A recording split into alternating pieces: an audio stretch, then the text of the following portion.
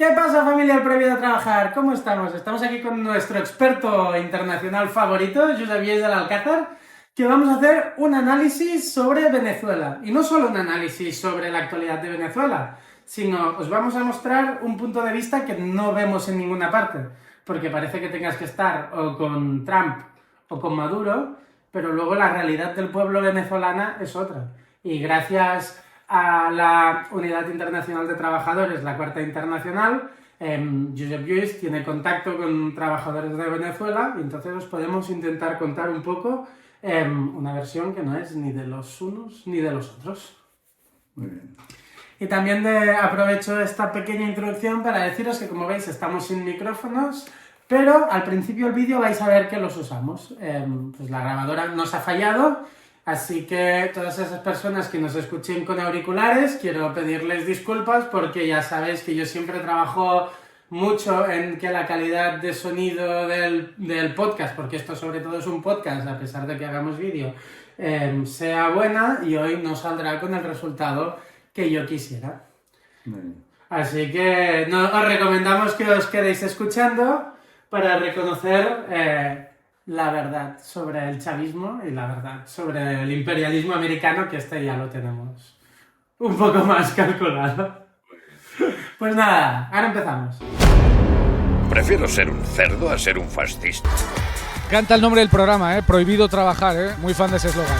¿Qué pasa, Josep Lluís? ¿Cómo ¿Qué tal? estás? Muy bien. Gracias por la invitación de aquí. Bien. Bueno, bienvenido a Prohibido Trabajar, que Muy ya bien. sabes que es tu casa, Sí. eres nuestro experto favorito, así que...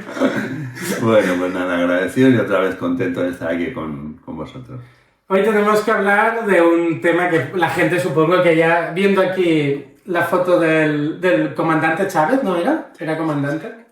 Voy a llamarle presidente Chávez. ¿Cómo lo llamarías tú? ¿Presidente o comandante? ¿Qué te saldría a ti? Nada, las dos cosas, porque realmente se le conoce primero como comandante y luego efectivamente ejerció 15 años de presidencia, creo que son 15, si no porque entró en el 98, murió en el 13, o sea, más o menos 15 años como presidente, con lo cual cualquiera de los dos títulos va bien. Bueno, la gente habrá visto un poco ya el nombre del episodio, que trata sobre Venezuela, pero creo que antes de entrar a la actualidad más inmediata, creo que deberíamos poner un poco de contexto sobre Venezuela, ya que estamos en un mundo muy polarizado en general, pero en Venezuela en particular, porque parece que tienes que estar a favor del chavismo o en contra del chavismo, y cuesta mucho que haya una postura crítica al chavismo, sobre todo desde la izquierda, que parece bastante complaciente con este régimen. Si tú crees que podemos llamarlo régimen. Sí, correcto. Sí, nosotros yo participo de una organización internacional, la Unidad Internacional de Trabajadoras y Trabajadores. Lucha internacionalista aquí. Lucha internacionalista. Tenemos una sección en Venezuela y ha sido una sección que ha estado en una posición crítica porque creía, y yo creo con fundamento, que efectivamente Venezuela no estaba avanzando hacia lo que llamaban el socialismo, sino que estaban avanzando hacia una forma híbrida que desde nuestro punto de vista no iba a resultar. Y de alguna manera los datos de este último periodo, ya del final con Chávez y particularmente con Maduro, yo creo que registran que efectivamente hay un problema serio que ha provocado que efectivamente muchísimos, se calcula más o menos sobre 8 millones de venezolanos y venezolanas han decidido marchar, que es la riqueza principal de un país, la gente, ¿no? Entonces, realmente hay un proceso de empobrecimiento muy profundo que de alguna manera no estamos hablando de un país sin recursos, sino que estamos hablando de que han habido cosas que no han funcionado, ¿no? Por eso nosotros habíamos escrito con compañeros de allá esta reflexión sobre por qué una cosa que animó tanto a la gente en su origen y generó realmente una base popular, creyendo que efectivamente era necesario y posible un cambio, quedó la frustración, ¿no? Entonces esta frustración que a veces dejan después de gobiernos, o bien en este caso más profundo, porque hubo un cambio de régimen, hubo una nueva constitución, hubo, digamos, más profundo, deja un sentimiento muy duro, sobre todo a los que nos creemos de izquierda, y que hay que continuar creciendo, porque efectivamente hay fracasos, y este es uno de ellos, que identifica que ser de izquierdas o hablar de socialismo se identifica con una situación de miseria que la gente no tiene por qué aguantar, y a la vez es normal que se rebote, y si no, se va, que es la otra opción que queda, que es triste para una opción que levantó tanta expectativa popular.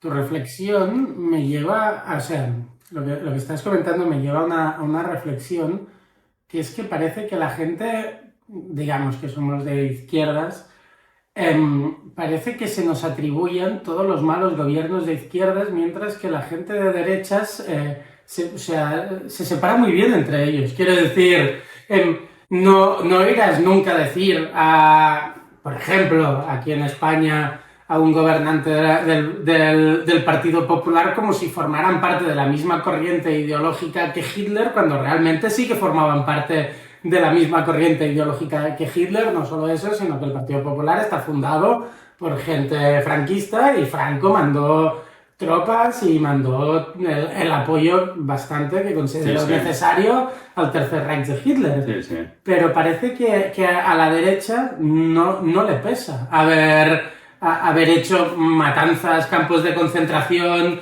genocidios y holocaustos, pero en cambio, a la que sale un gobierno como el de Chávez, que yo personalmente nunca me he sentido interpelado ni cómodo, ni me ha parecido algo que refleje mi ideología, la gente, no, es que vosotros y Venezuela, y digo, ¿a mí qué me cuentas de Venezuela, sabes? Bueno, eso también es quien controla un poco los medios, ¿no? El relato. Entonces el relato es importante, y lo utiliza sobre todo para combatir lo que peor puede venir, y para sectores de derechas, efectivamente, aprovechar a fondo los fracasos de proyectos que aparecen como de izquierda, pues es rentable. ¿Por qué? Porque desmoraliza a la gente, ¿no? Un poco también pasa, ¿no? Aquí nos pasa un poco con Syriza, con Podemos, y ¿no? Podríamos hacer la lista larga, decir, anda, a ver si es posible, venga, va, ahora, y luego ves que no hay un cambio en profundidad, que siempre hay esas situaciones mixtas donde no termina de ser ni una cosa ni la contraria, empieza a generar una situación de crisis,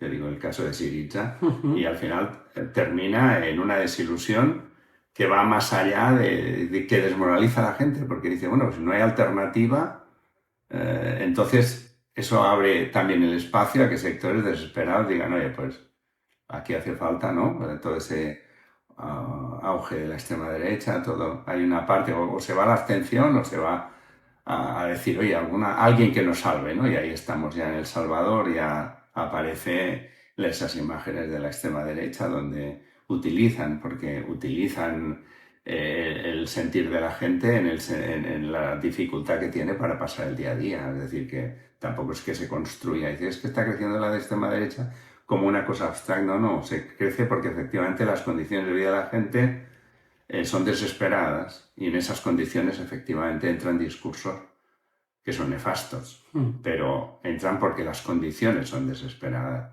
Entonces, o abordamos desde la izquierda que esas condiciones hay que cambiarlas radicalmente, o realmente nuestro discurso queda, bueno, sí comenta, pero realmente los problemas son los que son y hay que darle salida. Ese es el tema, ¿no? Entonces, yo veo muy importante que desde la izquierda, efectivamente, fracasos que ha tenido la izquierda, no que hemos tenido, porque nosotros nunca hemos estado en el partido de Chávez, siempre tuvimos una corriente política propia en Venezuela. Hemos tenido un trabajo muy importante a nivel sindical, particularmente en los sindicatos de petroleros, que es el principal centro de trabajo que hay en Venezuela, que es todo lo que hay alrededor de PDVSA, y esa política de independencia crítica, pero que no ha dudado cuando ha habido una agresión exterior, y ahora estamos hablando del actual, pero anteriormente hubo un intento de golpe de Estado 2002 contra Chávez. Nosotros salimos a denunciar cualquier operativo del imperialismo porque si las cosas estaban mal con Chávez, con el imperialismo iban a peor. Es decir, aquí no hay una secuencia que digas, bueno, mal por mal vamos a probar. No, del imperialismo conocemos años de historia, de invasiones, las consecuencias que ha tenido sobre la gente.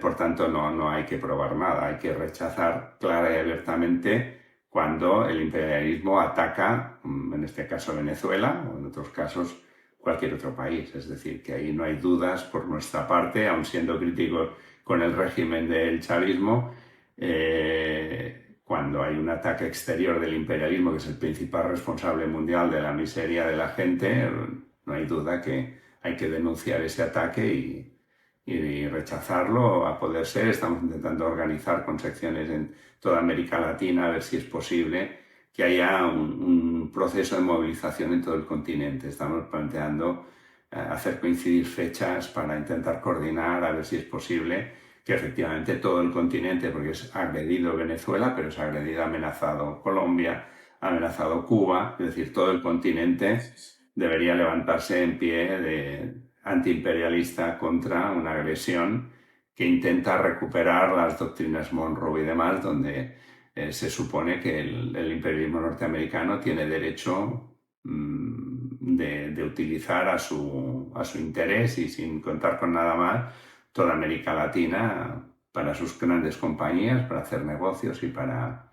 ¿no? Entonces, frente a esa amenaza concreta, hay que levantar un movimiento antiimperialista fuerte en toda América Latina. Bueno, pero, o sea, América Latina, a mí personalmente, es quien más me ha enseñado sobre antiimperialismo. Quiero decir, los filósofos de la descolonización, a mí me han, como persona europea que vive en una realidad diferente a la suya, leer todos los textos que me han podido llegar, pues de gente como Enrique Dussel, a mí me ha ayudado mucho a entender un mundo que a veces desde Europa tenemos un poco la ceguera de vivir en parte de vivir. Es que ahora, al ser aquí en España, dentro de la Unión Europea, entiendo que nosotros formamos parte de un imperio. Claro. Que está actuando como un imperio sobre otros lados, quiero decir. Que está actuando y por tanto, yo me parece muy bien la reflexión tuya, porque efectivamente hay que escuchar mucho, no solo razonar nosotros de una manera crítica, sino ayudarnos de las reflexiones que se hacen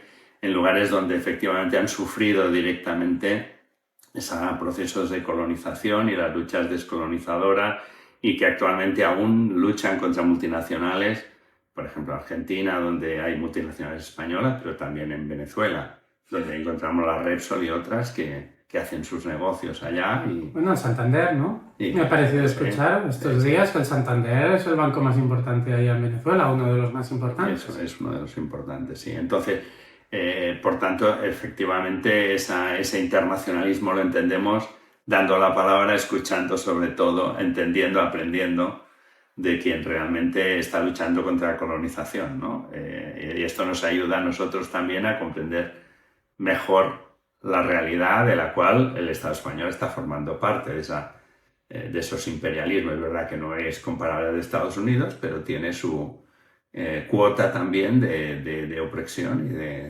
y de expoliación de los recursos en América Latina, ¿no? Importante. Y ahora vamos a la pregunta más dura. ¿Es Venezuela una dictadura?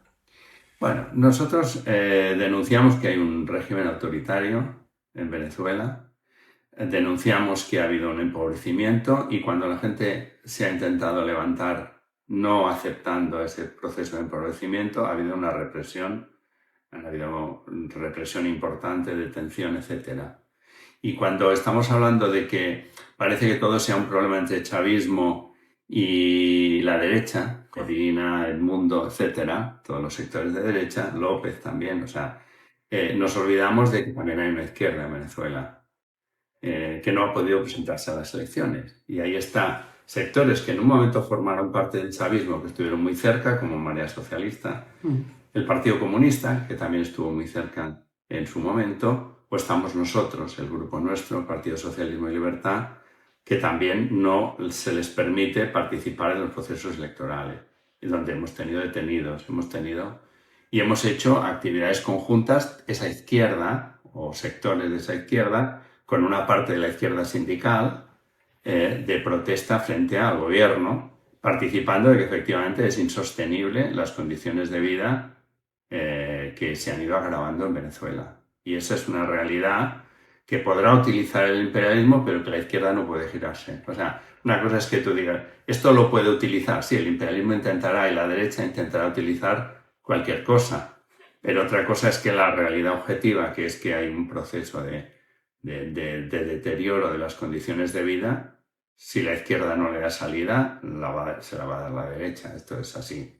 Y la realidad es que hay un proceso de deterioro muy profundo que ha llevado al dato que siempre se da, que es que una parte, un 30% de la población venezolana haya marchado de Venezuela para buscarse la vida. O sea, esa es una realidad que no es un tema ideológico, es un tema simplemente de que hay un deterioro de las condiciones de vida que es inaceptable para además un país rico, etcétera, que nosotros creemos que esos recursos de otra manera utilizados se hubieran permitido dar un mínimo de confort y de vida digna a la gente venezolana. En pocas palabras, podemos definir que el chavismo es un proyecto fallido y que Venezuela ahora mismo es un estado fallido. Bueno, si no estás de acuerdo, sabes que sí, me puedes no, decir que no. Pero... Sí, no. De momento el Estado, en lo que es control de población, el control represivo, y cuando digo control, digo imposición de medidas que han llevado a un proceso de deterioro y de miseria, y por otro lado estamos hablando de un nivel de pobreza que en términos medios de lo que se está utilizando estamos hablando superior al 70% de la población, teniendo en cuenta que además un 30% lo has tenido que se ha ido. O sea, hay una situación de desmoronamiento real. Entonces es una realidad. Y que ante eso el aparato chavista ha reprimido las reacciones de protesta. Esa es la realidad de lo que nosotros vemos, de lo que nos cuentan nuestros compañeros allá, de lo que nosotros con trabajadores, particularmente en sectores del petróleo, pero también en otros sectores que tenemos compañeros en la lucha sindical, han intentado y que el gobierno reprime y el gobierno no permite y entonces hay toda una respuesta popular legítima y si esta no la utiliza la izquierda para dar una salida por la izquierda, la utilizará la derecha para volver, que es lo que nos encontramos también en otros sitios, la va a utilizar la derecha para volver a lo que fue antes del chavismo, que también fue un problema cuando teníamos a Carlos Andrés Pérez, cuando teníamos el grado de corrupción que había, la dependencia del imperialismo norteamericano, que eso también existió antes. Es decir, que no hace falta ir muy lejos, hace falta retroceder solo unos años para encontrar cómo la derecha, cuando gestionó, efectivamente, tampoco lo hizo en favor de la gente venezolana. Bueno, ¿me dejas que te diga el primer recuerdo que tengo yo de Venezuela? Que creo que es curioso y que demuestra un poco lo que era Venezuela antes del chavismo. O sea, yo recuerdo un reportaje en TV3, la televisión de Cataluña, que era sobre las operaciones de cirugía estética en Venezuela. Y precisamente Caracas, estoy hablando del año 99, 2000, por ahí, Caracas era el líder, el número uno con mucha diferencia de operaciones estéticas en el mundo. Si estábamos, o sea, esto me da la señal, evidentemente, si tú lo ves diferente, dilo. Pero a mí, a mi impresión, yo soy nacido en el año 88, para un chaval de 11 años, la sensación es que eso es un país y una ideología ultraliberal, en la que, como ahora la gente va a Turquía a ponerse pelo, en los años 90 los americanos y las americanas iban a Venezuela a ponerse tetas, labios, más polla o lo que fuera. Quiero decir, o sea, que parece como que han ido de un extremo al otro, digámoslo así. Lo que es evidente es que bases para que hubiera un giro, que es lo que de alguna manera mucha gente vio en el chavismo, habían. ¿Por qué? Porque vemos toda la situación de los años 90 y vemos procesos de inflación tremendos. El actual también es terrible, es decir que, ¿vale? Pero también estuvo antes del chavismo esos procesos de inflación del 100% y de números escandalosos que hacen que la gente no le llegue el sueldo para nada. Estábamos en un proceso de corrupción continuado, etcétera. Hubo el Caracazo, que es toda una sublevación popular porque la gente no podía más.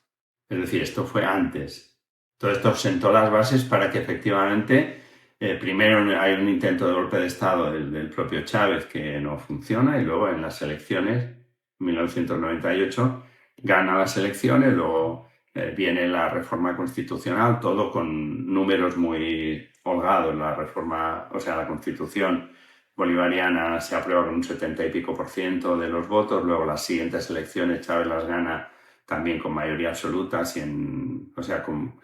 y esto se va deteriorando a medida que pasa el tiempo y no hay un cambio sustancial en las condiciones de vida de la gente. Entonces, eso también, con tanta dependencia del petróleo, el precio del petróleo es importante, también las medidas internacionales de bloqueo también es importante, pero digamos, todo ese deterioro que se vive en el final ya de la época de Chávez se acelera con todo el tema de Maduro. Los años de Maduro, desde 2013 que muere Chávez hasta la actualidad, hay un proceso de deterioro donde hay una pérdida real de la base popular, al punto de que barrios clásicos de Caracas, que son históricamente chavistas, también salen a las manifestaciones, y hay un cuestionamiento porque la gente ve que no llegan las condiciones. En ese sentido, sí, lo que decías tú de un fracaso del Estado, y de un Estado que de alguna manera prometía avanzar hacia un cambio sustancial de condiciones de vida de la gente, ¿no? Esto se había nombrado socialismo del siglo XXI como una cosa nueva que no llevaba a una expropiación masiva de recursos, de fuentes de producción y la reorganización en base a un plan, sino que esto ya se consideraba que era anterior y que estaba superado, y que entonces había que inventar un nuevo, digamos, proyecto político, que es lo del socialismo del siglo XXI, que yo creo que es lo que fracasa y que lleva a una situación de desesperación de la gente. ¿Vale? O sea, ahora mismo vivir en Venezuela no me imagino que sea muy fácil ni agradable. No, es complicado. Nos cuentan ellos las dificultades de medicinas. Es verdad que hay un bloqueo, pero un bloqueo relativo. Es decir, hay una parte, siempre dicen, no, es que hay un bloqueo. Sí, es cierto. Y estamos contra el bloqueo, No el bloqueo. El bloqueo es ahora 4 días, porque lo que hubo son sanciones, ¿vale? El bloqueo había estado sobre Cuba y demás. Pero lo que habían eran sanciones contra las que estamos en contra. Pero hay una parte directamente de gestión y de opción política y de opción económica, de dónde pones los esfuerzos principales y cómo lo haces y demás, que realmente es esa combinación en que no es necesario pasar a una empresa 100% pública, sino que se pueden combinar y ahí es donde entraban las Chevron, las Repsol, y con concesiones internacionales y demás, que lo que hacen es acabar dependiendo de la política de esas compañías, una parte del desarrollo del país, y todo esto condiciona el desarrollo del resto, que además se abandona, y cada vez más el peso del petróleo es mayor y el rendimiento de otros sectores productivos va bajando. Es decir, y esto es lo que hace que cada vez más sea menos independiente y más dependiente de recursos exteriores, y eso es lo que después permitirá que el imperialismo, utilizando y presionando sobre esos recursos exteriores, tenga más elementos para controlar y para presionar sobre la economía de Venezuela. Entonces, yo creo que es una oportunidad que efectivamente venía, decíamos, si veamos Carlos Andrés Pérez, todo el periodo anterior, el Caracazo, todo, realmente unas condiciones muy duras. Realmente hubo una apuesta que la gente siguió porque creía que aquello iba a cambiar las condiciones de vida. Esto duró un tiempo y esto se fue menguando, y al final ha acabado en una caricatura de un régimen que se mantiene en unas condiciones de represión sobre la gente y de falsa, ¿no? Porque en últimas elecciones es evidente que las pierde y entonces hay toda una maniobra para impedir, para no hacer aparecer las actas. Bueno, yo he llegado a escuchar que el sistema de las actas es un sistema tan garantista que funciona tan bien que no quiso mostrar las actas porque las actas demostraban que Claro, perdía. claro, entonces eso es así. Lo digo porque parece que cuando el imperialismo ataca a un país, la tarea de la izquierda es presentar ese país de color de rosa, que todo funciona, cuando todo el mundo sabe que si el internacionalismo no es como yo aquí, a miles de kilómetros de distancia, veo el mundo, sino como trabajo con compañeros venezolanos que están allá al pie del cañón y la política es la misma.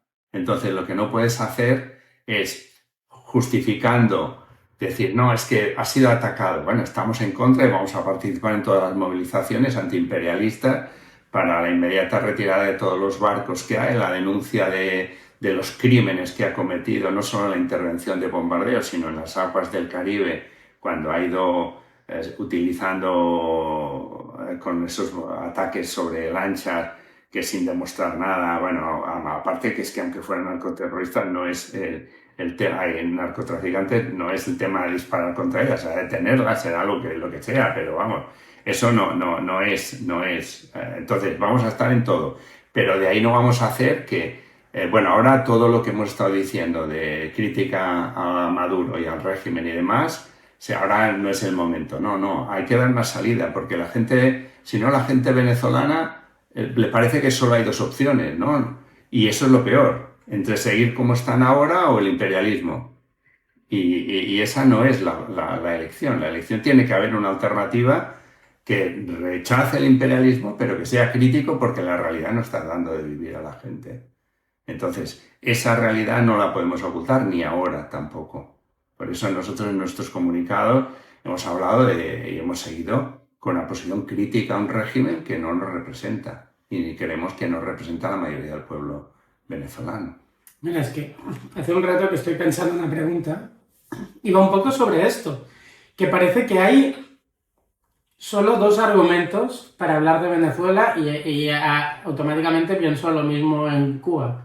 Y es, unos, qué malo es el gobierno social comunista, narcoterrorista, no sé qué, y la otra opción es que claro, si el país más grande del mundo te bloquea, es imposible que puedas crecer. Y yo siempre pienso que entre estas dos caras, que las dos tienen algo de verdad, las dos, ha de haber un punto intermedio que ahí es donde se encuentra, es que iba a decir la verdad, pero es que la verdad sabemos una que... salida para la gente. Sí, más que la verdad, una salida para la gente trabajadora, que es un poco la base de nuestra gente, ¿no? La gente nosotros somos obreros y queremos defender a los obreros. Claro, entonces no puede ser que las condiciones de vida de Venezuela hoy, el grado de pobreza que hay, el grado de represión, nosotros como izquierda lo justifiquemos, ¿no? Aquí hay una crítica a un régimen, pero efectivamente vamos a cuestionar y estamos en todas las movilizaciones y en Venezuela hicimos lo mismo contra cualquier intervención norteamericana. Además, hace poco estábamos celebrando, entre comillas lo de celebrar, porque hacía conmemorar, años, que los catalanes somos muchos de conmemorar. Que para los que no lo sepáis, básicamente conmemorar es celebrar derrotas. Sí, pero que fueron años justos creo que fue el 36, la última ocupación de la isla por parte de las tropas norteamericanas. Ahora lo digo así de memoria, pero sé que justamente habían enviado artículos, pero hace muy poquito, con el tema de la conmemoración de la ocupación de Venezuela con tropas norteamericanas. Entonces, vamos a estar siempre en contra de esto, pero no vamos a dejar de seguir defendiendo a nuestra gente, y esa gente necesita comer, necesita unas condiciones de vida y necesita una salida. Y esa salida, que para nosotros no está por descontado en el imperialismo, pero que tampoco es el régimen actual, se tiene que construir desde abajo y por la gente. Y es lo que siempre hemos creído que es la verdadera camino hacia una salida al socialismo, ¿no? A compartir entre todos la realidad, la producción y la posibilidad de decidir. Antes de ponernos ya en hablar sobre la actualidad de Venezuela, Te quería hacer una última pregunta sobre el contexto histórico de Venezuela y es Chávez respecto a Maduro, porque yo hablo a nivel personal, yo escuchaba a Chávez y me parecía un orador interesante, la verdad, había reflexiones que me gustaban y entonces, bueno, Chávez falleció, para algunos tristemente y para otros alegremente, y entonces llegó Maduro. Y entonces me gustaría saber tu opinión de cómo ha cambiado Venezuela y el chavismo uno tras otro, o simplemente crees que lo que está pasando ahora con Maduro es una degradación natural, que hubiera pasado lo mismo con Chávez en el poder. Sí. A ver, la diferencia entre los personajes, efectivamente, digamos, a la hora de escucharlos, pues la sensación que te da a ti, ¿no? De decisión, de claridad de que podía tener uno respecto al otro. Pero eso son cuestiones psicológicas personales. No determinan la vida de la gente, cómo se expresan mejor uno que otro. Entonces nuestra sensación es que lo que hay es un proceso de degradación que empieza ya. O sea, Chávez además, digamos, tuvo una parte, digamos, positiva, y fue el alza enorme del precio del petróleo, que dio una cantidad de recursos muy grande, que no ha contado Maduro. ¿Por qué? Porque el pico del petróleo lo tenemos 2014, Chávez muere en 2013, pero estamos hablando de 140 y pico dólares por barril.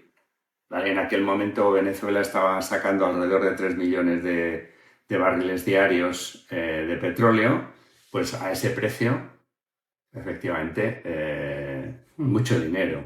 ¿Vale? Y eso permitió que Chávez, en lugar de invertir seriamente... Casi 500 millones de dólares al día. Bueno, esto permitió... No, sí, 500 millones, si son 140 y pico por 3 millones, son 500 más o menos. Sí, no sé. 500 millones de dólares al día. Puede ser que una parte de esos 3 millones fuera Cuba en condiciones de un precio mejor o lo que fuera, pero bueno, igualmente es mucho dinero, ¿vale? Entonces, en lugar de una gran, que fue la polémica que tuvimos con sectores también chavistas, etcétera, nuestro partido, nuestra organización y nuestra corriente sindical en Venezuela, que era... todo ese dinero era muy urgente convertirlo en dos cosas. Una actualización de la industria del petróleo, pero por otro lado el tema de una industria alternativa que permitiera avanzar en un concepto de soberanía alimentaria y de cuestiones básicas, que permitiera dar trabajo a la gente en condiciones dignas, etc. Y ahí hay esto no es la política que en aquel momento se desarrolla. Entonces es verdad que entre Chávez y Maduro hay un proceso, para mí, de continuidad, hay un proceso de generación, sí, pero también hay una realidad objetiva, y es que no es lo mismo estar con una entrada en el país de 3 millones de barriles diarios a ese precio, que con el deterioro de todo el sistema productivo del petróleo, actualmente estamos del orden, ya sé que Trump está dando números más bajos, pero los números que más o menos oficialmente se están dando es alrededor de 1,2, o sea, una tercera parte de barriles que salen al día, y en lugar de estar a 100 y pico, Maduro los está vendiendo a 60, ahora estaba a 60 y pico, 70, es decir, mitad de precio. Con lo cual, si has jugado todas las cartas a la misma baza, y resulta que esta baza se ha reducido en un tercio, es de 3 millones a 1 millón, y encima el precio me ha bajado a la mitad, pues tienes muchos menos recursos porque además lo has jugado todo ahí, a tener un gran... que pudiera disputar con los grandes monopolios internacionales del petróleo en grado de igualdad, todas estas cosas que una parte fueron la base de toda esa teoría del socialismo del siglo XXI, de Dietrich, etcétera, que de alguna manera hacen todo un desarrollo capitalista donde nosotros podamos disputar. No, tú no disputas, o sea, para tener una disputa con los grandes monstruos del petróleo imperialista, para empezar tienes que ser imperialista, ¿no? Para empezar tienes que tener una gran empresa como la que tenían, sino que además tienes que tener detrás los marines, tienes que tener los otros, tienes que tener un ejército, un dólar, un no sé qué, sin los cuales tu empresa está subordinada porque quien controla el mercado mundial es quien controla el mercado mundial. Y no lo controla solo porque tiene petróleo y no sé qué, lo controla porque tiene además recursos políticos para poder imponer las condiciones en las que se mueve ese mercado mundial. Con lo cual, yo diría que hay una continuidad, pero eso no es menor, esa diferencia de producción. O sea, es decir, lo que manejaba Chávez respecto a lo que manejaba Maduro, hay una diferencia sustancial. Bueno, pero en parte consecuencia de la dos propia veces política más, chavista. prácticamente. Claro. Pero, o sea, antes de que continúes, ¿y qué ha hecho Venezuela con este dinero? O sea, cuando escucho todo el dinero que se llegaba del petróleo, dices, pero ¿qué hace? Porque, por ejemplo, aquí el primer país, que me imagino que es una realidad completamente diferente porque es el norte de Europa y tal, primer país que me viene, que tiene recursos petrolíferos y que lo invierte en parte en mejorar la vida de su población, es Noruega. Y me da la sensación de que Noruega hace cosas para su gente en el sentido productivo, en el sentido de que haces cosas que luego esas cosas pueden sobrevivir por sí mismas. Pero me da la sensación, es que es el típico ejemplo que se dice en las ONGs, que me parece muy cutre, pero tú dale pescado un día y comerá, y dale una caña de pescar y aprenderá a pescar, pero me da la sensación de que los noruegos le han usado ese dinero para crear cañas de pescar y los venezolanos simplemente han comprado peces. Es que, no, por ponerte un ejemplo, una parte de esto sirve para toda la expansión en Estados Unidos. De manera que la quinta cadena de distribución de petróleo en gasolineras norteamericana es Citgo, que es de PDVSA. Pero tú puedes pensar que al imperialismo norteamericano, del cual puedes decir lo que quieras y al cual le estás sirviendo, porque nunca Chávez dejó de servir, hablan de 200, 500 mil barriles diarios, sobre todo a través de Chevron, que es un poco quien conserva una parte de los privilegios de venta y demás, pero hay toda una parte de inversión que en lugar de empezar a construir industria, mejorar el campo, todas estas cosas que son las que dan la vida a la gente, se invierte para crear un imperio en Estados Unidos. Citgo, por ejemplo, que es, ya digo, quinta, para hablar de Estados Unidos y hablar de la quinta distribuidora de gasolina, de gasolinera, no es menor, no estamos hablando de... No, estamos hablando de un... Bueno, entonces, gran parte de esos capitales salen a generar un imperio que es absolutamente vulnerable. ¿Por qué? Porque en cualquier momento tú estás en manos de quien aparentemente es tu enemigo. Sí, sí. Y que en el momento que quiera va a bloquear todo esto. Citgo, por ejemplo, da dinero también para Trump.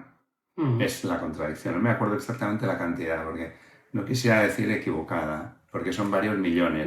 Yo lo busco y ahora mismo lo estarán viendo en pantalla. Porque, voy a buscarlo. Y también voy a buscar cuánto da a los demócratas. Bueno, claro, porque juegan a todos los... Pero entonces, juegan una disputa, primero que era imposible ganarla, segundo que le supone una cantidad de recursos, sacar recursos fuera para crear todo este imperio, que es muy vulnerable a la vez y que no hace lo que es la base. La base es consolidar la gente. Y consolidar la gente es generar trabajo.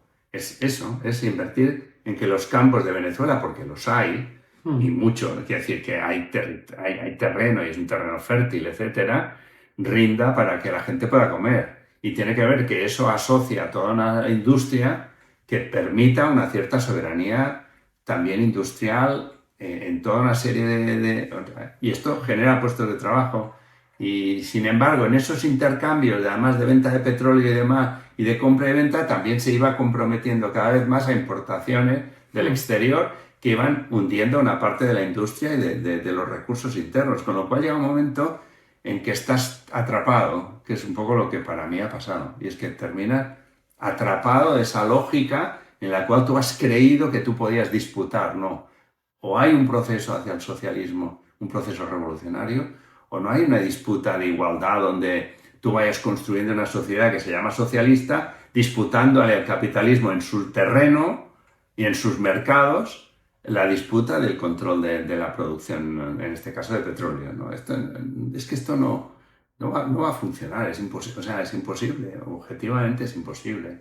Entonces esto llega a un momento que supone un despilfarro. También la gente de allá habla mucho de la boliburguesía, ¿no? Que es la burguesía que al calor de esto, de todos esos negocios con sectores del imperialismo y demás, ha hecho también su negocio, ¿no? Y que la corrupción que se ha producido alrededor de todos esos recursos, sobre todo generados por el petróleo y por tanto alrededor de PDVSA, que es un poco la distribuidora, ¿no? Entonces, la que extrae el petróleo. Entonces, ese es el tema, o sea, es justo hacia donde nosotros queremos, lo primero que hay que consolidar es utilizar esos recursos, y además en tiempo de Chávez era mucho dinero lo que entraba en el país, como para inmediatamente intentar sentar unas bases productivas que te permitan sustentar el país con el mínimo de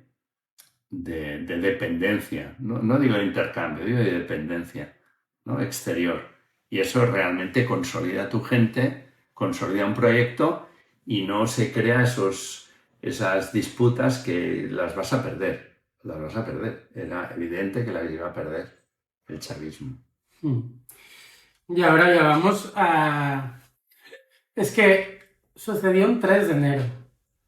Y cuando pienso en el 3, ya me viene el 3 de octubre, ya por cuestiones personales de nuestro pequeño país. Pues eso, la pregunta va a ser bastante abierta. ¿Qué pasó el 3 de enero?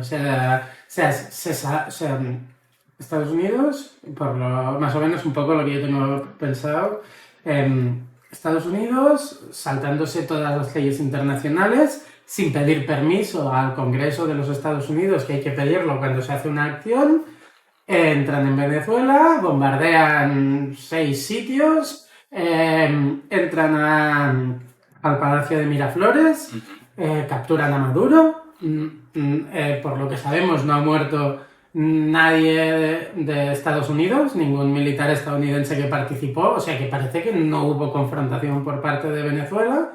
Luego llevaron Maduro a Estados Unidos y el día que empezó el juicio, la DEA reconoció que el famoso Cártel de los Soles, que era un cártel narcotraficante que todo el mundo decía que no existía, pues reconocieron oficialmente que no existían. Entonces esto es un poco la mini crónica que te he hecho, pero ¿cómo lo veis vosotros? Sí, no, yo creo que la excusa es la excusa es lo de los narcos, y la excusa fue no solo atacar las lanchas previamente diciendo que eran narcotraficantes, sino que allá donde habían supervivientes, acabarlos, porque hay órdenes directas de acabar de rematar para que no haya nadie que pueda explicar que efectivamente, como mucha gente denunció, habían sectores de pescadores que habían sido atacados y habían muerto en esos ataques de Estados Unidos. Por tanto, no se sabe, él no lo justificó, no dijo nada, o sea, ni nada. Por tanto, él genera toda una excusa,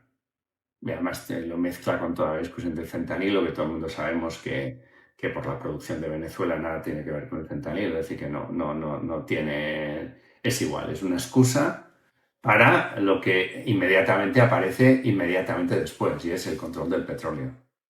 Entonces, todo es un operativo norteamericano para el control del petróleo. Entonces, esto yo creo que es la definición. Entonces, la droga ha sido la excusa, además contradictoriamente con otras decisiones de Trump. Sí, porque tengo aquí, me lo he apuntado, para que no se me olvide. Menos de un mes antes de atacar y detener a Maduro, liberó a Juan Orlando Hernández, que era presidente de Honduras, que se considera que había traficado más de 400 toneladas de cocaína y de otros tipos de sustancias hacia Estados Unidos. Y Trump le indultó. Sí, o sea, yo creo que por eso lo del narco, yo creo que es una excusa que no tiene... No, la idea de ellos es, vamos a hacer un plan para intervenir el petróleo venezolano y controlarlo y utilizarlo. Entonces yo creo que ese es el plan. A veces le ponen a unos el tema de la etiqueta esta de narcos, a otros le ponen la etiqueta de terroristas, a otros le ponen la etiqueta... No importa, es un intento simplemente de identificar un objetivo político y militar, que es lo que ocurre. Espera. Antes teníamos micros y ahora no. Cosas que pasan en la vida. Pues nada, disculpar a la gente que este capítulo tiene un audio peor de lo que a mí me gustaría. Sabéis que intento cuidar mucho estos detalles, pero se nos ha estropeado la grabadora y me parecía que era más interesante seguir con la conversación que no pararlo para hacerlo otro día. Así que estábamos hablando sobre lo que pasó el 3 de enero en Venezuela. Sí, y decíamos, hay una parte... el objetivo norteamericano, claro, es el intento de control del mercado y de Venezuela como donde se asignan las mayores, el país que tiene mayores reservas de petróleo, por tanto a futuro es un lugar estratégico para el imperialismo. Este es el objetivo, lo de los narcos y todo ha sido la excusa para poder justificar el operativo. Eso por un lado. Dos, es verdad que genera una serie de dudas. ¿Por qué? Porque tú antes comentabas el tema de que hay el ataque, un ataque que estaba anunciado que iba a producirse con el despliegue de toda la flota delante de las costas de Venezuela, con toda una situación que hacía prever que pudiera producirse un ataque de algún tipo. Ese ataque se produce. En ese ataque llegan a secuestrar al presidente de su lugar, es decir, no, que no está en el exterior, sino que está en un lugar aparentemente... En su cama, ¿no? Sí, ¿no? Protegido y donde en teoría no ocurra nada. Y es verdad que hace dudar el hecho de que prácticamente no haya una respuesta al ataque norteamericano, ¿no? Es decir, han muerto... Estados Unidos asesina toda la protección de toda la escolta personal de Maduro y asesina, pero no hay ningún tipo aparentemente de respuesta cuando hay un ataque con helicópteros en la capital, llegan al palacio, o sea, es decir, que era un operativo de alguna manera que parece que tendría que tener o que había algún tipo porque ahí empiezan todas las dudas, ¿no? Realmente qué pasó ese día 3.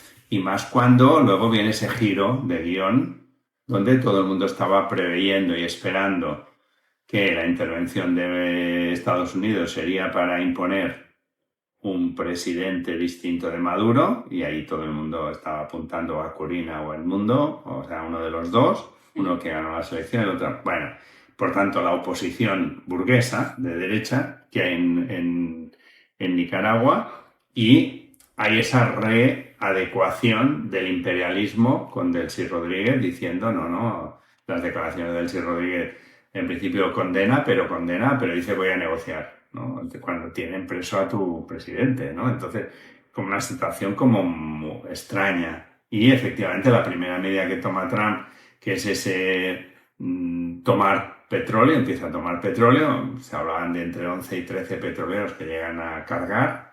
¿Y qué dice Trump? Que la venta de ese producto la va a hacer Estados Unidos, la va a guardar el dinero lo va a guardar él para asegurar que llegue a la población venezolana y norteamericana, con lo cual está robando directamente el petróleo y PDVSA justifica, es decir, dice que sí, que lo entrega.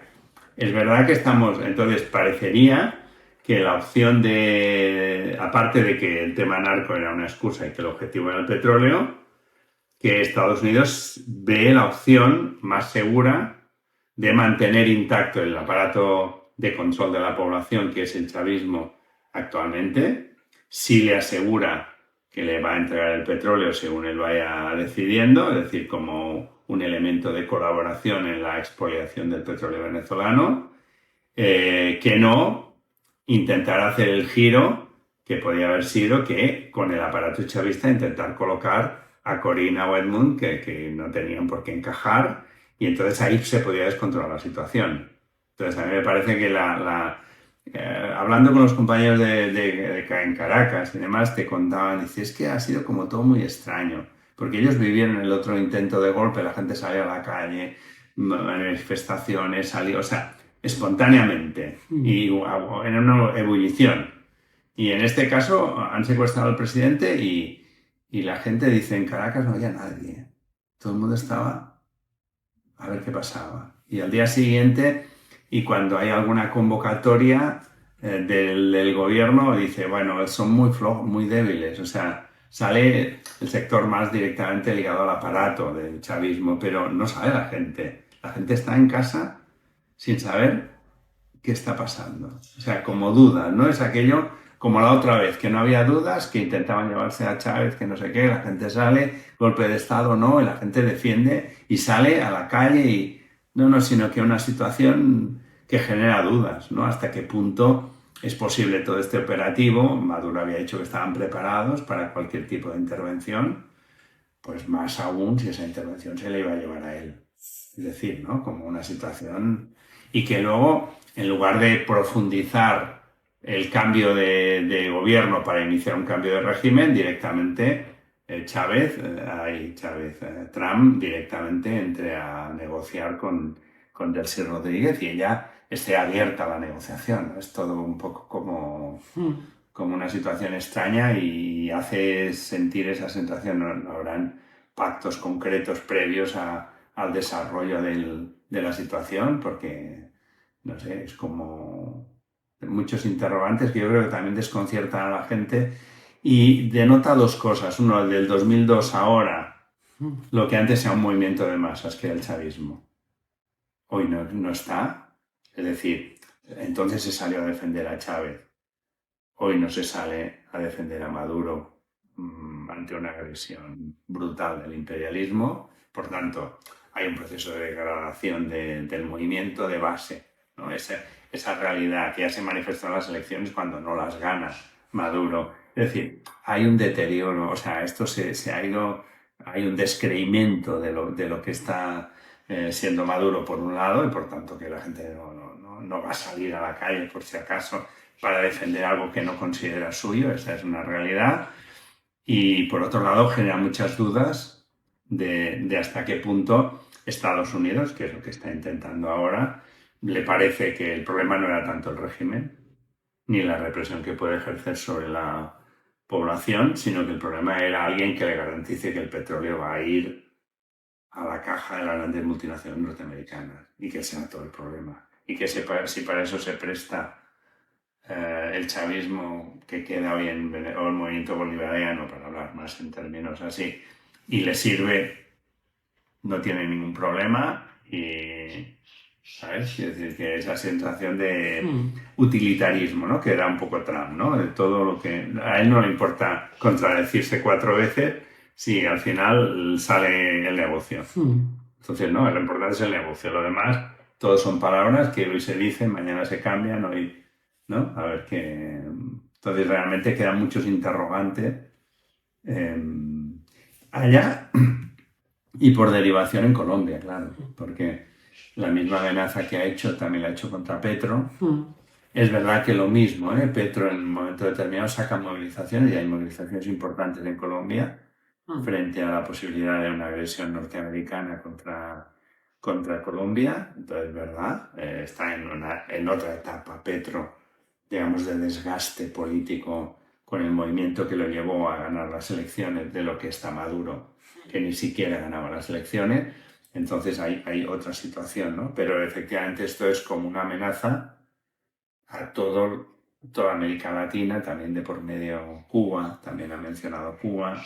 Todo el mundo le resuena aún el tema Canal de Panamá, que es suyo también, dice Trump, y tantas otras cosas como Groenlandia, que ahora también, o sea, ha aprovechado para ampliar, no solo ver que lo de Venezuela puede intentar subordinar incluso un régimen que se ha pronunciado abiertamente como antiimperialista y anti no sé qué y todo esto, y lo puede subordinar con la amenaza, pero vamos a verlo, pero de momento es lo que está pasando. Y por otro lado, esto le permite extender la amenaza a muchos más, ¿no? Diciendo, estas van a ser las nuevas reglas.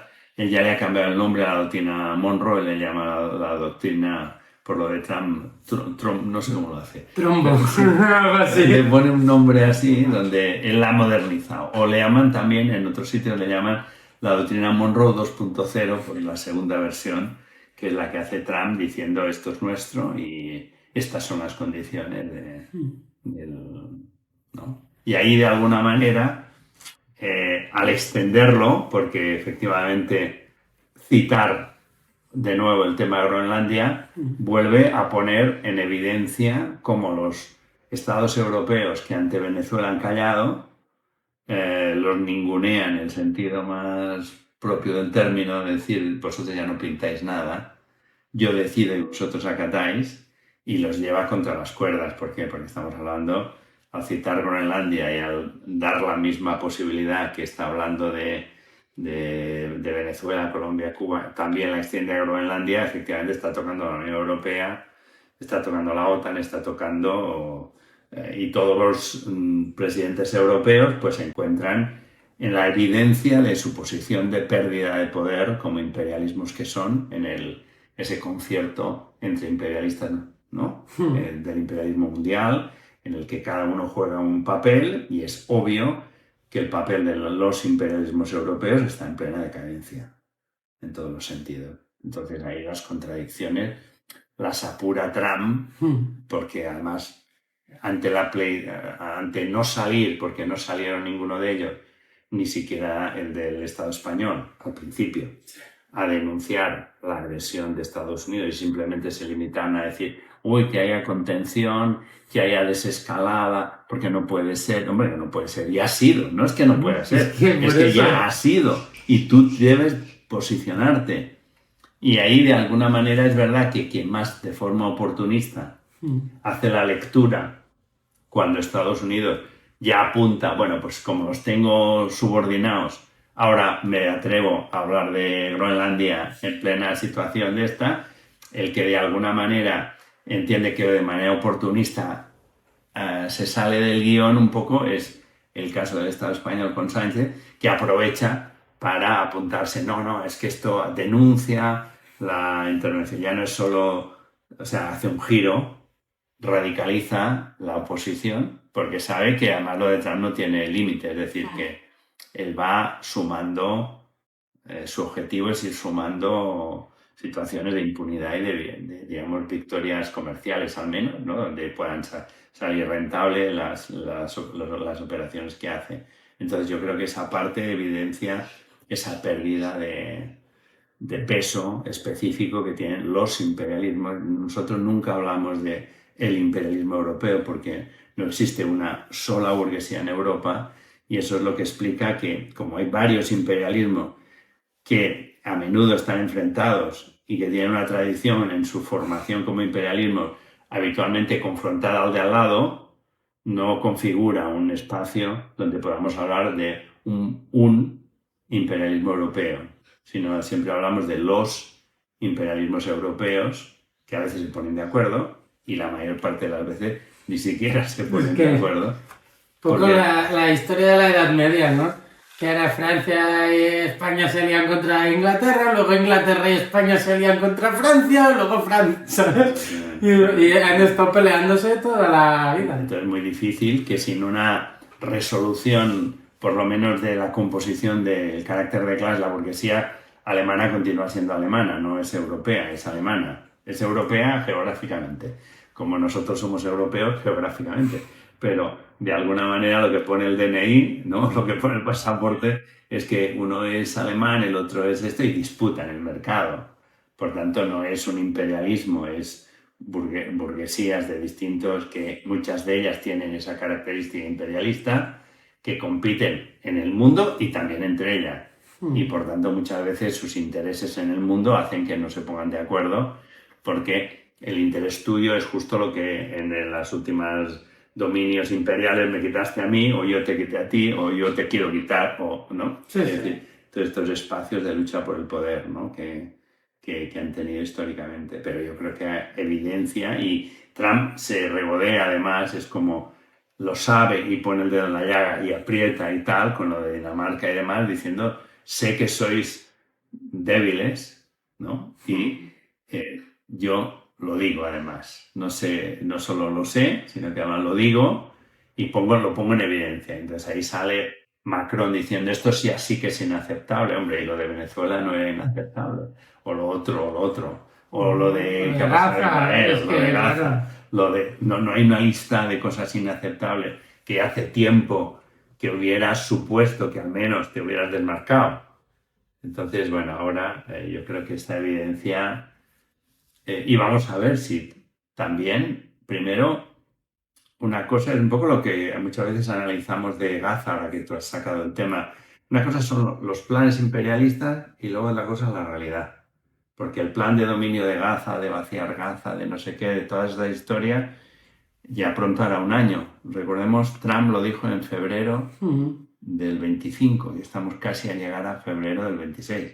Que hizo aquel vídeo con inteligencia artificial tan cutre. Bueno, entonces, todas estas cosas, una cosa son los planes imperialistas y no diremos por suerte, porque normalmente tiene un coste muy grande para la resistencia de los pueblos.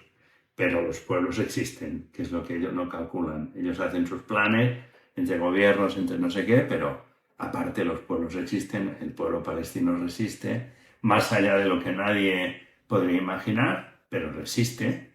Y esto es lo que descoloca y provoca crisis dentro del interior del gobierno de Netanyahu, problemas del imperialismo, relación entre los imperios. Es decir, yo creo que el factor que él puede ir haciendo planes y entre imperialismos, efectivamente, el imperialismo que intenta recuperar una posición que nunca la terminó de perder, pero sí que hubo un retroceso después de derrotas como Afganistán, Irak, el imperialismo Vietnam, el imperialismo norteamericano, sin dejar de ser el mayor, fue retrocediendo. Y ahora el plan de Trump es, vamos a volver a hacer grande América, que es lo que él dice, ¿no? Pues vamos a hacerla grande, ¿no? A grande en todos los sentidos. Entonces, ese proyecto se hace a costa de otros imperialismos, también de muchos pueblos, pero del debilitamiento de otros imperialismos.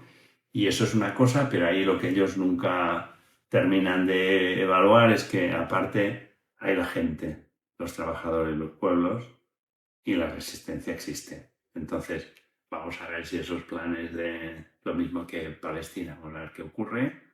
Mientras los palestinos resistan, la obligación de nosotros como corriente internacionalista, revolucionaria, etcétera, es estar con ellos hasta el final.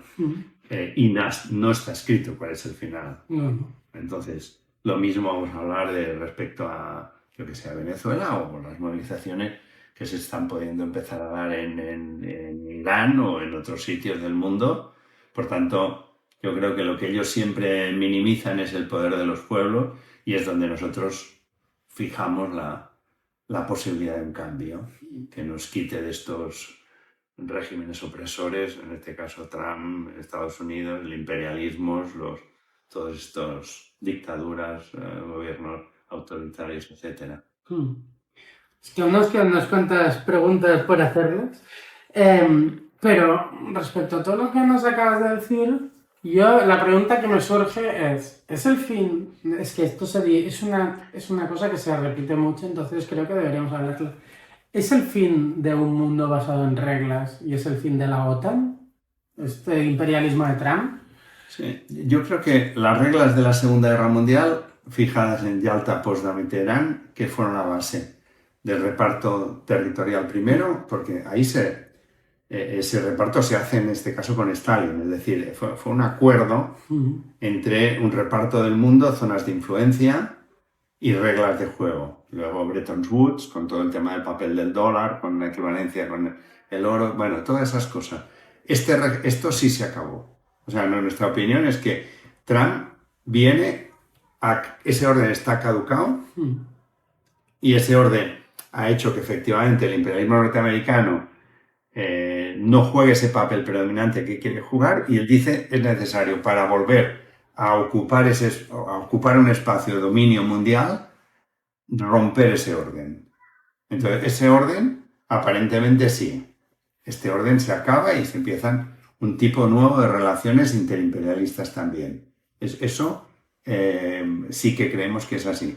Ahora, ¿cuántas cosas van a caer o cuántas cosas se van a reciclar en este nuevo proyecto de orden? Por ejemplo, la OTAN es posible que caiga porque forma parte de ese bloque, de ese paquete de medidas que implementó el imperialismo de acuerdo de reparto del mundo. Para este nuevo objetivo, Trump había dicho que no necesitaba para nada la OTAN. Trump había estado en contra como había estado en contra de los bloques comerciales y militares. Había estado en contra de los dos bloques comerciales, por ejemplo, está en contra de la Unión Europea como bloque comercial, está en contra del acuerdo de libre comercio con Canadá y México, o sea, está en contra de los bloques porque él quiere una relación bilateral, donde él imponga condiciones. Es decir, yo en un mundo, en un bloque, puedo poner hasta cierto punto condiciones, pero hay otros. Mientras que si yo hablo una relación directa bilateral, que es como quiere establecerla Trump, yo te impongo porque la diferencia mía respecto a tú solo es mayor que respecto a ti con otros sujetos que podáis en un momento determinado acordar o hacer bloque o lo que sea, ¿no? Entonces, él define un nuevo tipo de... En este nuevo tipo, efectivamente, no entraría la OTAN. Ahora, la OTAN hasta ahora ha sido un instrumento, por ejemplo, ¿para qué? Para un aumento enorme de la inversión militar. Y de alguna manera ha sido un instrumento que va a beneficiar a Estados Unidos porque una parte de ese aumento del gasto militar, o del 5%, etcétera, se va a hacer comprando material norteamericano militar. Por tanto, ¿hasta qué punto va a prescindir o la va a utilizar como instrumento de presión sobre el resto de imperialismos para obligarle? Pero si ataca a un país aliado como Dinamarca, entonces, bueno, es que no necesita ni atacar, porque Estados Unidos tiene tropas en Groenlandia y Dinamarca no. Sí, tiene una base. Entonces el tema es si esa base toma la isla o no toma la isla o no, y en ese caso, ¿qué ocurriría respecto a una... Yo creo que hay cosas que no tienen... Bueno, por lo menos en nuestro esquema no tiene respuesta. ¿Qué pasaría? Yo creo que efectivamente esto dinamita la OTAN. De momento la OTAN le ha servido a Trump, porque quien consigue lo del 5%, imponiendo a través de la OTAN al conjunto de países un aumento de la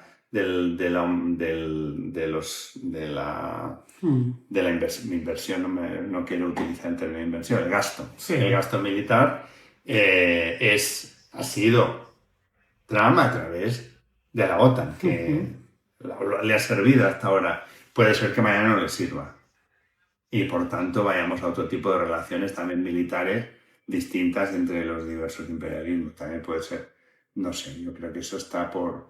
También lo que hemos visto este tiempo de Trump es que es práctico en el sentido de me sirve, no me sirve, ya está, no pasa nada. Ahora me servía, ahora no me servía, ahora no tengo que justificar un cambio pero si sirve para que... No sé cuántos países hay en la OTAN ahora mismo, pero para que 20 y pico países o los que hayan acaben gastando dinero en empresas que son de sus amigos, eso a él ya le sirve. Por eso, que él consigue a través de la OTAN dos mecanismos, que es uno, el tema del 5%, que es un aumento brutal de dinero gastado, y el segundo, que una parte de ese incremento, que es la negociación entre comillas, que hace con von der Leyen, antes de verano me parece que fue, que es que una parte de ese dinero se compre directamente a Estados Unidos. Y hayan inversiones, no sé qué, o sea, una parte se asegura, una parte del pastel. Mientras esto le sirva, yo creo que lo va a utilizar. Puede ser que un tema, vamos a ver cómo evoluciona el tema de Groenlandia o hasta qué punto realmente puede haber algún tipo de, no sé, esto yo creo que está por verse, ¿no? Desde luego, lo que no hay duda es el mundo en el que estamos entrando, ¿no? Un imperialismo sin caretas, ¿no? Un imperialismo que lo es, lo dice, lo parece y lo ejecuta y se vanagloria de serlo, y por tanto esa imagen de ese, ¿no? De se acabó las buenas palabras sino que directamente aparece abiertamente agresivo con el resto del mundo, con los inmigrantes en Estados Unidos, lo de la ICE, lo de... ¿no? Que aparece... Bueno, ya vimos a una mujer blanca morir por intentar defender o al menos estar presente en una detención ilegal de una persona migrante. Simplemente le pegaron un tiro a sangre fría. O sea, esto es ya... O sea, al final...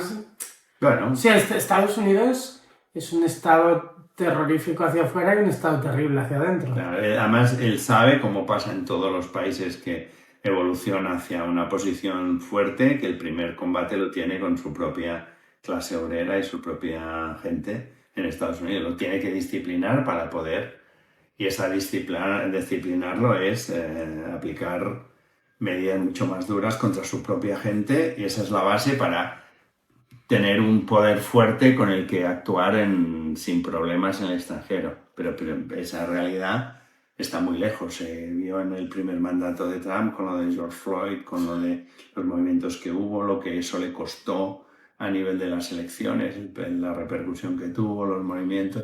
O sea, todo esto, efectivamente la lucha contra el imperialismo se está librando hoy en diversos países del mundo, en Palestina, en América Latina, en demás, pero también se está librando en el propio Estados Unidos, y ahí es muy importante que los movimientos que se vayan a dar tengan también el apoyo internacional, la solidaridad internacional, para que sean lo más efectivos posible. Intentaré, y digo intentaré porque ya sabes que yo nunca, si digo que intentaré hacerte 2 preguntas, luego me vienen 3 más.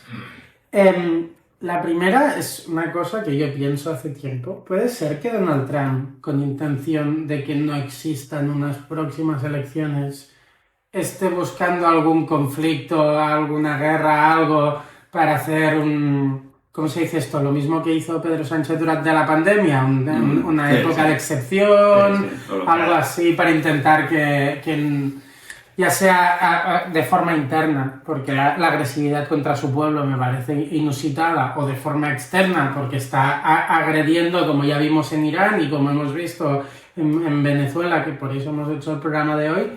¿No te da la sensación como que está...? Bueno, hay muchos teóricos que están alrededor de Trump, empezando por sectores del movimiento, del MAGA, que efectivamente creen que ha llegado el momento de prescindir, de pasar a un tipo de funcionamiento. Ellos hablan de más monárquico, hablan de la tecno-aristocracia, hablan de toda una serie de términos que vendrían a justificar que en lugar de votar y decidir entre todos y todas que puede ser mejor, ¿no? Si es que un poco esa idea. Pues era el despotismo ilustrado casi, ¿no? Claro, hay que dejar a los que saben. Entonces hay que renunciar a eso y dejar que los que saben efectivamente ejerzan el poder sin límite, porque ellos para eso saben, ¿no? La idea está de los sectores más evolucionados de la técnica, el gobernar un país. Saben entre muchas comillas. No, claro, saben de sus intereses. Saben de sus mierdas, no saben de la realidad. No, saben de sus intereses, ¿no? Dicen, hay que hacer gobernar el país como quien gobierna una empresa. Por eso a Trump hay toda la campaña que se hace en No más reyes, no kings, ¿vale? Que es el lema, ¿no? Porque efectivamente esa idea del imperio, del rey, del imperio y de todo esto pero en otros términos muchas veces aparece como el CEO Trump, ¿no? Como si fuera el ejecutivo de una empresa, ¿no? Esta empresa sería, en este caso, el gobierno de Estados Unidos, que se gobierna como una empresa, cuentas de resultados, beneficios al final de año y tantos, ¿no? El tema del funcionamiento empresarial, que es lo que dicen, explica lo que habría que dar un paso más allá, no quitando toda la democracia, pero sí, ¿no? Anticipando ya una situación donde no necesariamente, ¿no? Y entonces, efectivamente, esta nueva situación podría permitir que Trump se alargara más en los mandatos presidenciales de lo que corresponde o que pudiera continuar. Realmente, por lo menos todo lo que son estadísticas y demás, da que ha perdido muy rápidamente el tema del apoyo, esto que hacen de las encuestas. Sí, está en la valoración más baja de sus 2 años de mandato. Entonces, o sea, de sus 2 mandatos, quiero decir. Y eso también tiene que ver con las últimas elecciones con Mamdani, es decir, él pierde todas las elecciones, las 3 fundamentales, la más sonada es esta, porque se presenta pues de un sector que de izquierda o socialista, de unos términos así que utiliza Mamdani. Digamos pseudo-socialistas. Sí, que serían un poco así con el tema de y no es casual que las pierda. Entonces, aquí hay que ver, ¿no? Realmente hay un debilitamiento de su peso que tienen en el propio interior de Estados Unidos. Vamos a ver qué pasa con todo el tema de la inmigración, que es uno de los puntos clave, pero también otros puntos muy importantes, porque todo el tema del encarecimiento de precios que se ha producido, con el tema de las dificultades de importación por los aranceles que ha puesto. O sea, hay diversos elementos que generan toda una serie de dudas hasta qué punto Trump pueda, y nadie descarta que, como ya intentó una vez con el asalto al Capitolio y todo esto, pudiera negarse a dejar el gobierno o a volver a presentar una excusa como que me han robado las elecciones para preservarse, o intentar evitarlas con algún proceso justificado de guerra o alguna cosa así. Ahora, de momento también ellos, las últimas veces que han movido tropas, recordemos, Irak, bueno, Vietnam ya por descontado, pero las últimas, Irak, Afganistán, las imágenes de Afganistán, esto pesa, y de momento los movimientos que ha hecho Trump no ha sido poner tropas en el terreno en el sentido estable, Es decir, eso también, hasta qué punto por eso hay muchas dudas, ¿no? Hasta qué punto él estaría dispuesto a aguantar el desgaste que significaría una invasión de Venezuela. Y por supuesto que no le hacen caso, y que, imagínate, que hubiera una posición de que él considera que Delchi, el aparato chavista, al final no se somete y que decide una segunda intervención y demás. Un poco la votación de ayer, ¿no? Del otro día, diciendo, o sea, a ver dónde, o sea, vamos a consultas con nosotros, ¿no? Que le dice el Congreso, ¿no? Y le dice el Congreso porque tú te lanzas a ¿qué? A invadir un país, o Venezuela no es, o sea, quiero decir, ahí va a haber una resistencia, va a haber un coste, va a haber, quiero decir, más allá del chavismo, quiero decir, de la gente, de la tradición de lucha que ha tenido el pueblo venezolano como otros pueblos de América Latina, ¿no? Entonces, eso yo creo que está muy por ver, y de alguna manera y también... si eres americano, no creo que te haga mucha ilusión meterte en esas selvas a ver quién te sale por ahí, porque ellos son de allá. Quiero decir, ellos solo conocen, es un poco... O sea, no quiero que el ejemplo, pero al final era lo difícil de combatir a las FARC, ¿no? Que ellos conocían el terreno y lo dominaban, y los otros pues van como yo. Si me meto en ese bosque voy a estar más perdido como un pulpo en un garaje, ¿sabes? No, entonces, por eso digo que yo creo que la medida ayer del Congreso es como un poco decirle, hey, vale, pero... ¿no? Que él inmediatamente ha dicho hay que expulsar a los republicanos que han votado con nosotros y tal, porque no se merecen, no sé qué. Bueno, también de Mandani dijo igual hay que detenerlo y extra, no sé qué dijo. Bueno, él puede decir muchas cosas, pero el sector de la burguesía norteamericana que está detrás de él también quiere ciertas garantías que es un poco el voto de ayer del Congreso, es decir, la próxima avisas porque no sabemos si te metes o no te metes en un lugar donde vamos a salir todos mal. Entonces, depende cómo sea, ¿no? Es decir, que yo creo que está todo... Es verdad que toda la agresividad que da miedo en un sentido, ¿no? Es decir, anda, pues no, va a provocar mucho daño. Pero luego yo creo que hay que ver lo que ocurre, ¿no? Entonces hay que ver paso a paso y estar con la gente y está por ver si esto, como escriben algunos, porque todo el mundo escribe reflexiones que dicen, no, estas son las sacudidas de un régimen en decadencia antes de reconocer que efectivamente desaparecerá como imperialismo dominante, ¿vale? Entonces, antes de acabar ahí, los sacudidos, estos estertores, ¿no? Y Trump sería uno de estos. Bueno, tampoco, pero puede ser, ¿no? Como se ha discutido sobre el tema mismo, que algunos teóricos sobre el tema de esta brutalidad tan grande de Israel sobre Gaza, hay quien lo ha definido como el principio del fin, ¿no? Sí. Y Jean Papé, algunos de estos lo han definido.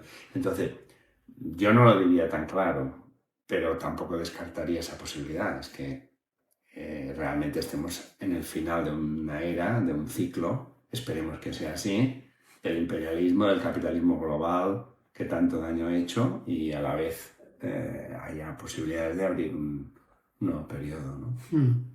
Ahora, como siempre que te entrevisto, la última pregunta será sobre Gaza y los convoys de ayuda que hacéis, para que la gente, si quiere colaborar y mandar pues comida, agua y lo que se necesite allá para intentar que la gente sobreviva, pues que lo sepan. Pero antes, y me he ido marcando el tema, China. Sí. Yo escuché ayer 3 declaraciones provenientes del gobierno chino. Una en la ONU, que fue la más contundente, que le dijeron que tenían que devolver a Maduro, que lo que había hecho era inaceptable. Una de un portavoz del gobierno chino, que fue como un término medio, y la otra, Xi Jinping, que fue como el más moderado de las tres, pero China se opone claramente y es uno de los, es uno de los grandes, no, es el gran país. Yo te diría que ahora mismo, incluso por encima de Estados Unidos, aunque no quiera ejercer su poder imperialista de una forma tan desavergonzada como lo hacen los Estados Unidos, pero su poder imperial está allá. ¿Y qué puede suponer esto para China, para la relación con Estados Unidos, con Europa, con América Latina, un poco? Sí. Yo creo que la actitud de China como la de Rusia, aunque ahí marcamos una diferencia, ¿no? Hablando de China, porque estamos hablando de un poder económico, sobre todo, muy poderoso, y hablando de Rusia, porque aún conserva un poder militar importante y unas tendencias. O sea, son imperialismos que cada uno tiene su punto fuerte como imperialismo, ¿no? Sí. ¿No? ¿Vale? Entonces, de China. Es verdad que China estaba haciendo grandes inversiones en toda América Latina. Y hay una parte de lo que está ocurriendo que es una disputa, porque una parte de ese petróleo efectivamente iba a China. Es verdad que China, el principal, quien está abasteciendo de petróleo, el principal no está proviniendo, no es Venezuela, es más del Golfo, ¿no? Pero es verdad que una parte del petróleo y habían posibilidades de que hubiera, de hecho habían habido acuerdos con para modernizar lo que es PDVSA con algunas empresas rusas y de alguna manera ese petróleo posiblemente tendría destino hacia China. O sea, es verdad que China está interesado, en América Latina está invirtiendo mucho, igual que en África, sobre infraestructuras.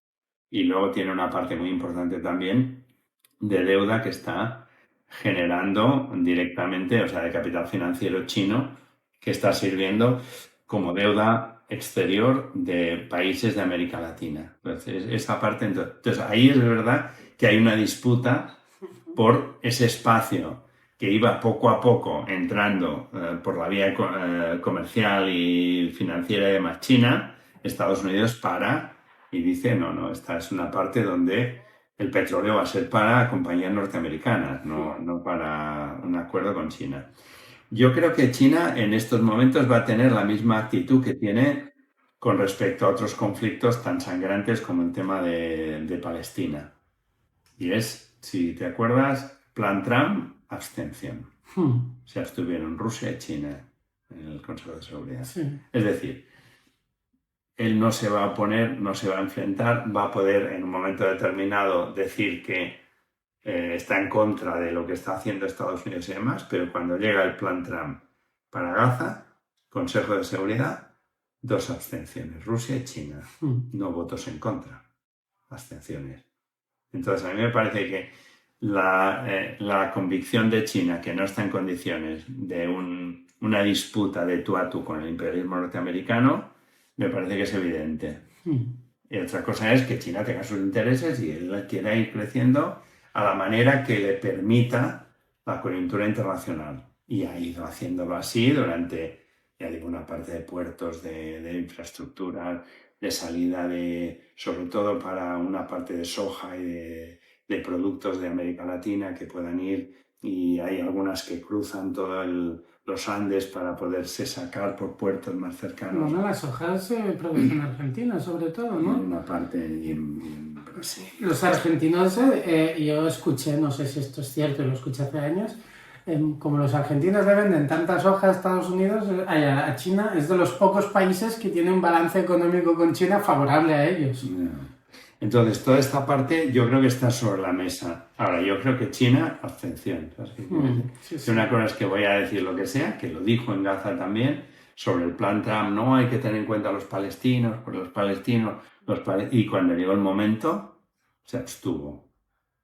¿Vale? Entonces, a mí me parece que es lo que tú comentas, es decir, hay unas palabras en contra, hay una cierta reconsideración y al final el jefe, ¿no? Dice, bueno, calma.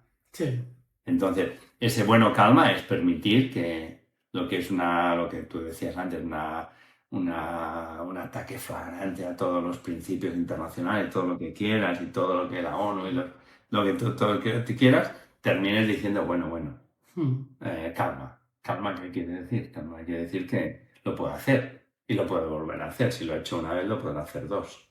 ¿Vale? Entonces, a mí me parece que el tema Además, hay un tema hasta concreto respecto a Rusia, porque uno de los petroleros que aborda Estados Unidos es un petrolero con bandera rusa y demás, y provoca una queja formal y el petrolero se lo quedan y se lo llevan a puertos norteamericanos. ¿Sabes qué quiere decir? Que yo creo abstención. Puedo decir lo que quiera, pero al final tampoco voy a hacer.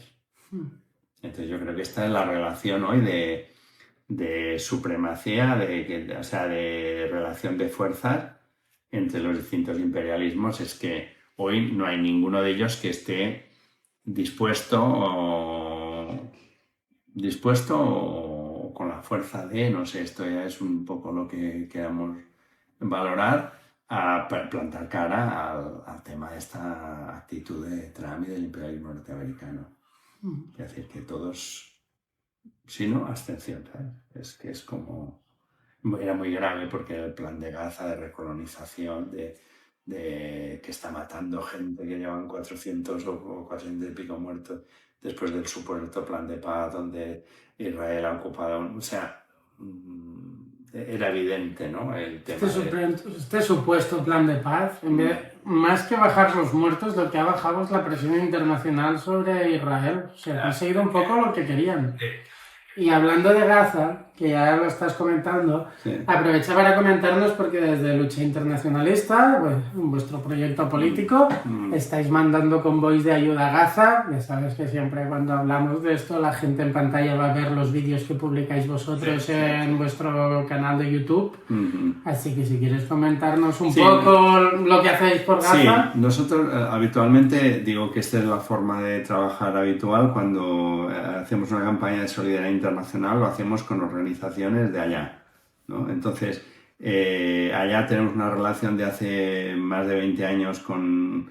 Entonces, recién se había constituido un sindicalismo alternativo en Gaza, es la Unión de Comités Independientes de Trabajadores Palestinos, y con ellos llevamos 20 años trabajando en proyectos de solidaridad, en cosas determinadas. Cuando a partir del 3 de octubre la situación se agudiza, nosotros estamos pendientes, porque no es mandar un convoy, porque el convoy nosotros no tenemos capacidad de atravesar. 7 de octubre, ¿no? Al 7 de octubre. Estamos con el 3 de enero, el 3 de octubre. Con el 3, sí. Me ha costado 30 segundos a mí. Digo, 3 de octubre. No, al 7 de... 3 de octubre es catalán. El 7 de octubre, con toda la agudización que hay, y lo que nosotros sí que se han conseguido es mandar ayuda que ellos convierten en agua, en comida, en estas cosas y demás, y que ya se ha conseguido, estamos en la 21 entrega. O sea, todos sabemos que esto, comparado con las necesidades del pueblo de Gaza, es muy pequeño, pero tiene una parte cualitativa. ¿Por qué? Porque no es solo cuantitativa, y es que con estas entregas y demás ayuda a mantener algo que es imprescindible en situaciones tan terribles como la que están viviendo, que es la estructuración del movimiento. Es decir, que haya estructura capaz de resistir. Y resistir quiere decir que si la gente no está dispersa, sino que hay estructuras, como puede crear una organización sindical, una situación como esta, en las cuales se está contribuyendo, pues ahora es porque uno ha enfermado, porque no sé quién. Entonces la ayuda está de social común, la que también es un elemento importante en situaciones de estas, que no solo es el agua y la comida, sino también la capacidad que tiene la gente para organizarse y resistir mejor, o poder resistir. Entonces, esta parte sí que la valoramos muchísimo. Y bueno, estamos con esto. La campaña hasta ahora ha funcionado durante todo este tiempo y esperamos que poderla mantener. Bueno, que se acabe rápido la situación dramática que están viviendo allá, pero sino que la mantendremos hasta mientras podamos. Bueno, como decía mi padre, un grano no hace granero, pero ayuda a su compañero. Pues nada, Josep Lluís, muchas gracias por todo. Hemos hablado de todo esto sin mencionar a Epstein, que es algo que yo tenía aquí apuntado. Y más que hoy se han descubierto, o sea, hoy han salido unos datos que al menos quiero mencionarlo, porque es que esto de la pederastia es algo, desgraciadamente, demasiado extendido, mucho más de lo que nos gustaría. Hoy han salido datos de que la Iglesia Católica Española agredió sexualmente a cerca de 500.000, no llega a 500.000, yo creo que eran como 450.000 o 440.000 a menores durante todos los años de abuso, convirtiendo la Iglesia Católica seguramente en la entidad que más pederastia ha generado, que yo sea consciente.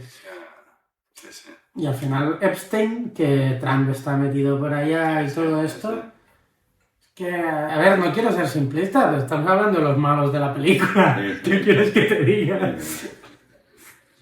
A ver qué ocurre, porque estos casos Trump se había comprometido a poner los archivos sobre la mesa. Está claro que los archivos, no solo a él, sino que deben involucrar a un montón de gente del poder actual. Y del antiguo, Bill Clinton, Woody Allen, el de Microsoft. Y es un poco como ese proceso de degeneración enferma, ¿no? Una sociedad enferma que hay que intentar una revolución, que es lo que hace falta, y cambiar las bases para abrir una nueva etapa, ¿no? Ya lo dijo, ¿no? Rosa Luxemburgo. O socialismo. O barbarie. Aunque... Sí, lo que estamos viendo mucho es barbarie. Parte de esto también, ¿eh? Esto es barbarie, sí.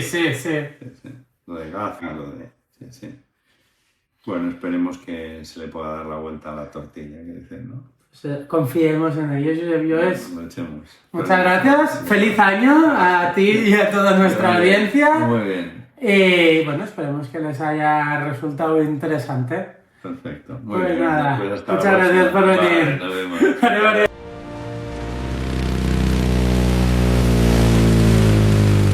Gracias por escuchar Prohibido Trabajar. Suscríbete para apoyarnos.